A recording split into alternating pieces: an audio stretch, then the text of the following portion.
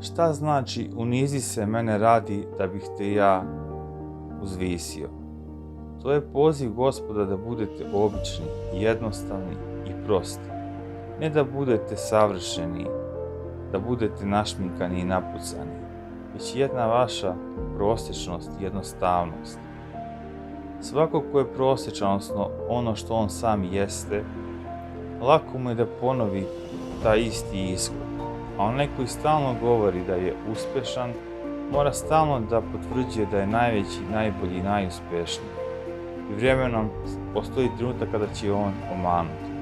Kao što u suprotnom slučaju, ako ste ono što jeste, postoji trenutak kada će vas život ili Gospod uzvisiti. Na vama je da odlučite da li ćete raditi svoju ličnu promociju, promovisati najbolja vaša postignuća, najbolji vaš izgled, ili ćete biti ono što jeste i dozvoliti Gospodu i životu da vas proslavi. U narednom videu šta je to farisejski kvasac?